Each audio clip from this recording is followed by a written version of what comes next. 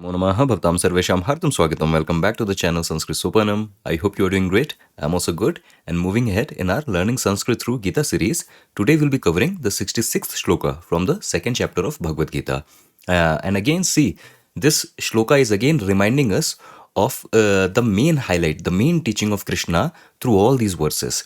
Basically, Krishna wants us to be conscious of our actions, okay, and he wants us to understand that how our senses, how our mind, they operate, okay. He's giving us full a full masterclass on how this human psychology, human physiology, this all operates.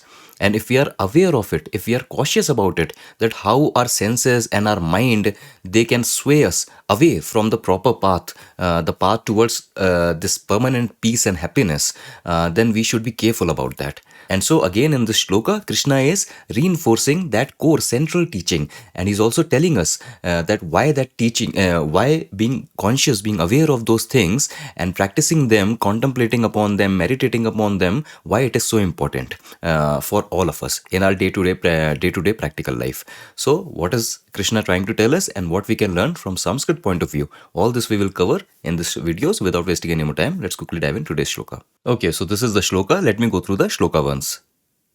Nasti buddhirayuktasya na chayuktasya bhavana na chabhavayata shantihi ashantasya kutas sukham.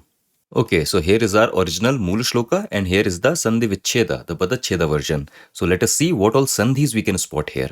So again, Nasti. So this is of course coming from two individual words, Na and Asti. And what Sandhi is this? So this is the common Savarna Dirgha Sandhi. Na Asti joining as Nasti. Then if we move ahead, we have Sandhi between Buddhihi and Ayuktasya. And what Sandhi is this? So Visarga is changing into Refa, the Rakara. So this is the Rutva Sandhi. Visarga changing into Ra, Rakara. So that is that Rutva Sandhi.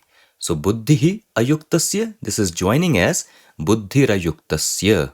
Okay. Then again moving ahead, we have these two padas, Cha and Ayuktasya. And again here it is Savarna Dirgha Sandhi. That is why they are joining as Chayuktasya. Okay. And then in the second pankti, we can see a Sandhi happening here. Cha abhavayataha, again Savarna Dirgha Sandhi, cha abhavayataha. That is what you see in the Moola Shloka. And if we move ahead, we have a Sandhi between Shantihi and Ashantasya. And again, this is the same Sandhi that we spotted between Buddhihi and Ayuktasya. The Visarga is changing into this Refa, Rakara. So this is the Rutva Sandhi, Refa Sandhi. Shantihi Ashantasya becoming Shantirashantasya. Okay, and these are all the sandhis we can very clearly spot in this shloka. Again, all the sandhi rules and all the word by word breakdown of this particular shloka is in the PDF sheet that you can download from the link in the description box for your own self-practice. Now let us move on and start the decoding of the shloka. Okay, so in the shloka, very clearly you can see you have this Kriya Pada Asti. Okay, and since the Kriya Pada is preceded by this Na, so we are taking them together, Na Asti. And Na Asti, the meaning is simple, is not. Okay, Na Asti, something isn't. In that sense. Okay, and Asti, see, this particular form we have seen so many times. As dhatuhu latlakaraha prathama purushaha ekvachanam. Okay, so that form you are well aware of. But a point to note here is this na asti. Even though this is only written once in the shloka, but this is being used by different words in the shloka. Okay, it is like a common kriya pada that is being used by different words. How so? We will see when we decode the shloka. So again, na asti, something isn't. So the obvious question will be ka na asti. What isn't? And the first thing we get is buddhihi na asti. Okay, see buddhi, this ikarant pratipadika, this generally means intellect, intelligence, right? But within the context of this shloka, this buddhi refers to the knowledge. Okay, the jnana. So knowledge is not, or there is no knowledge in that sense. Buddhihi na asti. The pratipadika is in prathama vibhaktihi ekvachanam form. Why? Because this is the subject of this kriya asti. Okay, so no problem here. If we move on, so we have another pada that is using the same kriya pada. That is why I am repeating the question, punaschika, what else is not? And now we have bhavana na asti. Okay, bhavana, this is a akaranta strilinga pratipadika. And see, in Hindi, bhavana means feeling, right? But bhavana also has different meanings. The meaning that is being used in this shloka, in the context of this shloka, is meditation. See, bhavana in the sense of absorption into something. So proper reflection onto something, contemplation about something, and that all is covered in this meditation. So bhavana is that meditation onto something. Okay, proper reflection and contemplation on a certain thing, that is that meditation onto something. So buddhihi bhavana chana asti. There is no knowledge, there is no meditation. Okay, and now if I move on, so I have this question, kasya, that kasya buddhihi bhavana chana asti, that for whom you are talking about, that for whom there is no knowledge or there is no meditation, contemplation, reflection. Okay, kasya buddhihi bhavana chana asti, and the response is ayuktasya buddhihi bhavana chana asti, and the pratipadika here is ayukta. See, ayukta, we have seen the use of the word yukta before in I think 2 or 3 shlokas back, yukta, and yukta referred to yogi. Okay, because yukta, connected with what? In the context of these shlokas, connected with the true nature of the self, connected with that supreme truth. So that is that yukta person. In another word, the sthit prajna person. Okay, the vidheya atma person. All those terms that we have been using in the previous shlokas, they are all referring to that kind of person, that who is well established in the truth, who is well established in the self. Okay, not just intellectually, it is his living experience, it is his living reality now. So such a person is yogi, such a person is sthit prajna, such a person is vidheya atma, and for that same person we use this word yukta. Okay, joined with the truth. In that sense we say yukta. And if we are saying ayukta, we are referring to everyone who is not that. So this ayukta can refer to all of us who are operating without understanding or without reflecting or contemplating on these subtle truths. Okay, those common people like us who are just busy making a life, who are busy providing for the family, who are busy building up a career, but we are not aware of these subtle truth. And even if we read them, we are not trying to imbibe them in our life. Okay, so we remain ayukta, we remain disjointed with the truth, we remain unsteady in ourself, in our wisdom. So that is that ayukta. Ayukta is basically the opposite of yukta. So it is the opposite of yogi. It is the opposite of sthit prajna person. That is that ayukta.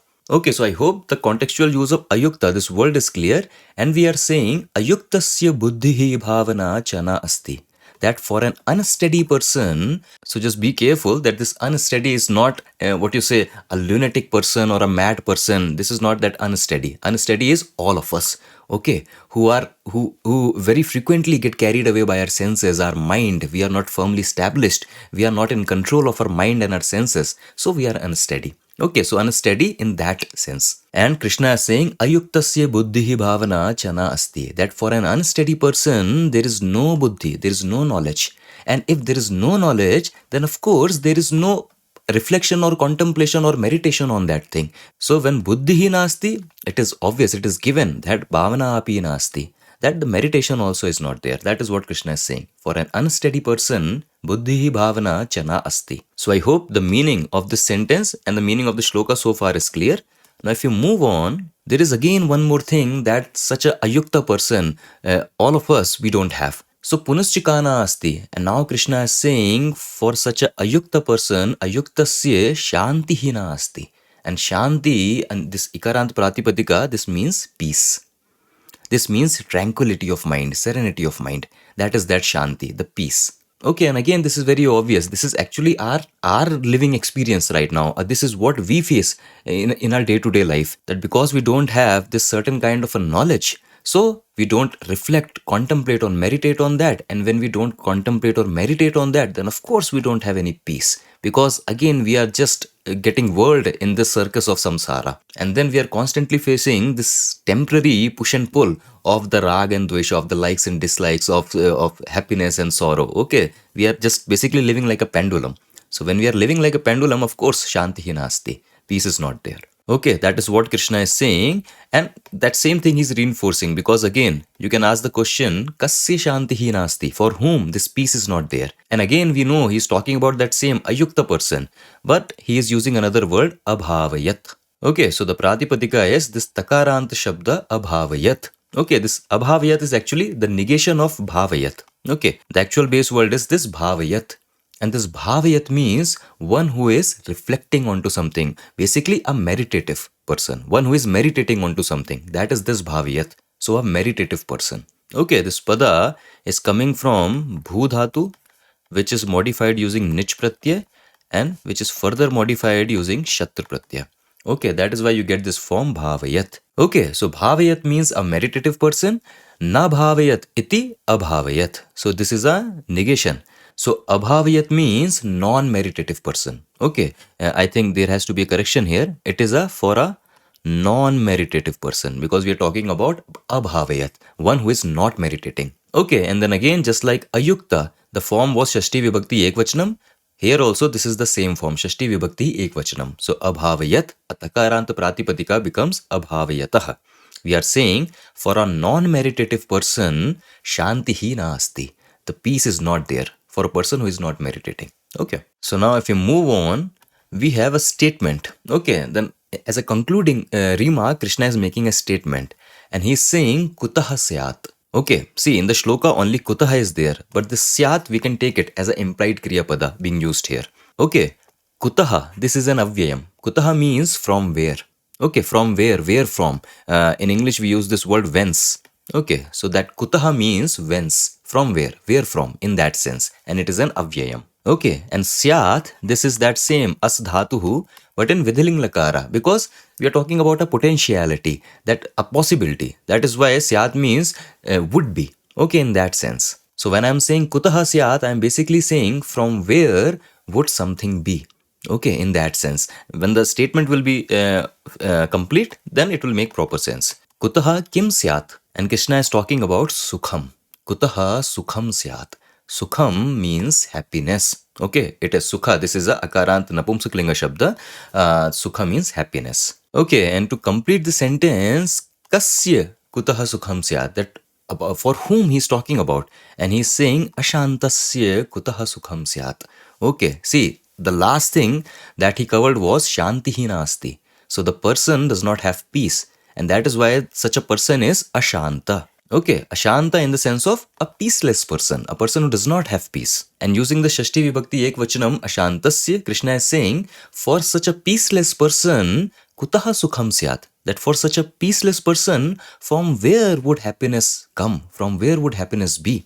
Okay, so with this, he is basically making a rhetoric statement that he is asking this question that how can there be happiness for a peaceless person? So that is the meaning this statement is giving. That in the end, as a concluding remark, Krishna is saying, Ashantasya kutaha sukham. Okay, so I hope the implied meaning of this statement is also clear.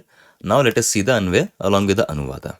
Okay, so talking about a ayukta person. And ayukta means an unsteady person. And again, unsteady does not refer to lunatic or mad person. Unsteady person means all of us.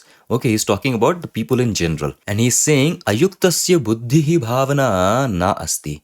That for an unsteady person, there is no buddhi, there is no knowledge. And knowledge here we are talking about, of course, the knowledge of the self. The knowledge about these subtle truths, about the nature of life, the nature of jiva, the nature of Ishvara. So essentially, the knowledge of the self. Okay. So for an unsteady person, there is no knowledge of the self and as a consequence, no meditation. That when there is no knowledge, then there is no reflection, there is no contemplation, there is no meditation, of course. So ayuktasya buddhihi bhavana nasti, and then he is saying abhavyatah cha shantihi nasti. And for an unmeditative person, shantihi nasti, there is no peace. And then lastly, he is making this statement that ashantasya kutaha sukham syat. That and so, for a peaceless person, from where would happiness be? How can there be happiness? Okay, so that is the entire translation of the shloka. Okay, so that is the entire shloka. And see again, this is such a clear and simple but yet a profound message.